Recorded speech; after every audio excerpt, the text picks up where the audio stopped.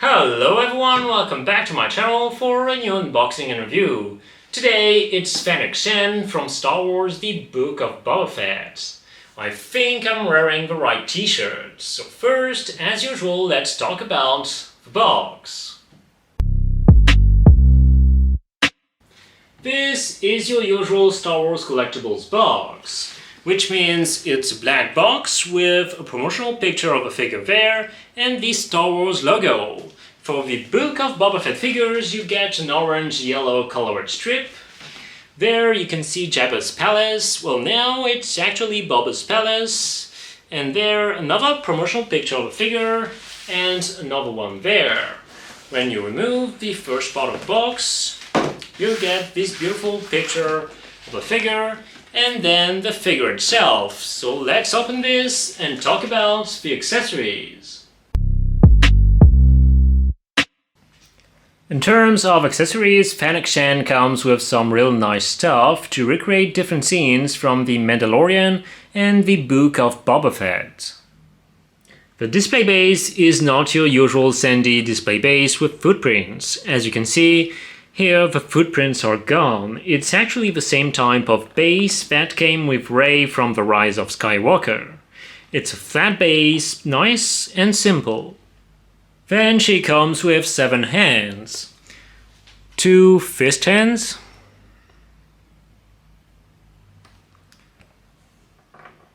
2 open hands.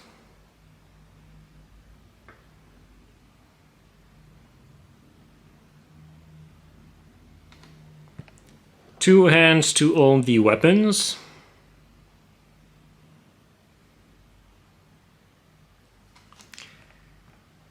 And 1 hand to hold the dagger.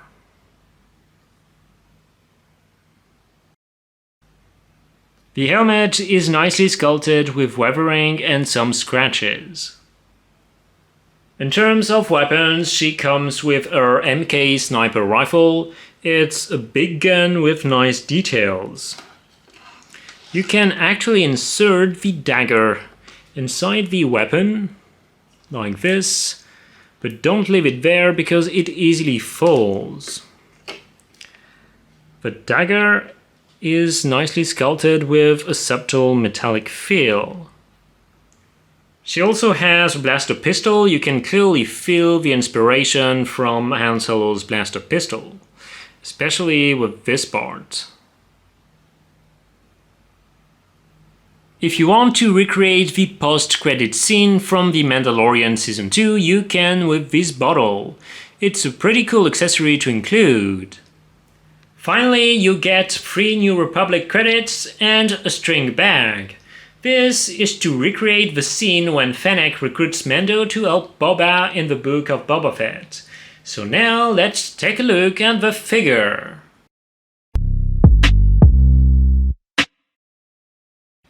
Fennec was a day 1 pre-order for me. I love the Mandoverse and I think her character is badass. After all, it's Ming-Na Wen. The use of black and orange for her costume is a beautiful combo. The orange really makes it pop. It's not something you often see in Star Wars, and it definitely works for a mercenary. And even if it's a black outfit, this is a complex one with different textures of fabric and a lot of details. The boots and gauntlets feel like it's made of pleather, but it's not. It's actually plastic. Can you believe that? Hot Toys used the paint that recreates the visual of leather. It works incredibly well. I would love to see that more often. We all know that pleather gets damaged over time, but this is a good solution to avoid using pleather. Obviously, you can't use plastic for a pleather jacket or pants, but for gauntlets and boots, you can. The boots are 2 separate pieces, but since it uses plastic, fit articulation is extremely limited. It's fine by me, by the way, since they avoided using pleather. The skirt can be slightly adjusted for poses. There is a line pattern all over it that's been printed, while the orange patch is sewed on top of it. The tip at the front and the back of the skirt both use pleather. It's an intricate piece as each bandage is put on top of the other. Though considering where the pleather is, it's not a problem for poses. The holster is under the skirt. It works with a magnet and it's easy to insert it or remove it. The legs also have a nice dot pattern. Both belts can be removed to reveal Fennec Shan's robotic stomach. The use of black gives some depth to the robotic wires, but this is an otherwise simple piece of plastic. The skin tone there is alright. Though I won't display the figure like this, it's cool to have that feature. Hot Toys always tries to be the most accurate possible. The bust is a very interesting piece. There's so many different things there. At the front, it's plain black. That piece of fabric has a buckskin vibe. Same for the little pieces on the shoulders. Then on the sides, there, and on the arms you find the same line patterns that you had on the skirt, but on a smaller size. The top of the bust has a different line pattern with pleather, while the rest of the bust and the shoulders use a dot pattern. It's the same dot pattern that you had on the legs. You also have a little bit of pleather on each side of the shoulders. This is why I said this is a complex costume. As expected from Hot Toys, they nailed it with all these details. The headsculpt was made by Taiyo Kang and painted by GC Hong. It's an absolutely impressive work. It's so lifelike. They beautifully painted the scar on the side. This is Ming-Na Wen right there. I mean, for me, it's a perfect headsculpt. Let's be honest, Fennec doesn't have the easiest haircut to recreate. Nevertheless, Hot Toys has also done remarkable work with the hair. The braid actually has wires inside, so you can change it for poses. You can have the braid rest on her shoulder like she has most of the time in the series. You don't need rooted hair when you can have plastic hair like this. The only thing missing on this headsculpt is the separate rolling eyeballs. You can also display her with the helmet on, but when you have an headsculpt as good as this one, it'd be a shame to hide it. In terms of articulation, the head and the neck are two separate pieces, which means she can look down, slightly look up, and look on each side. As for the rest of the body, you can move the arms like this way. You can also move the ends, move the legs like this. So now let's see some poses.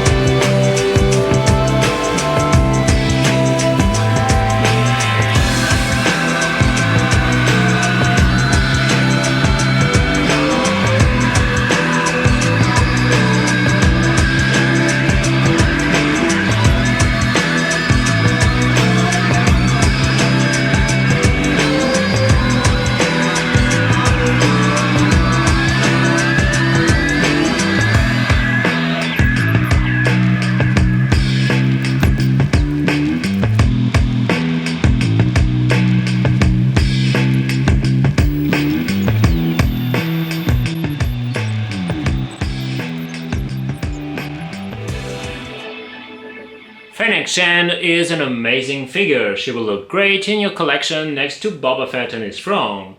Hot Toys has done a fantastic job on the highly detailed costume, and the Headsculpt is absolutely impressive. Thanks again for watching, and don't forget to subscribe to my channel. Bye!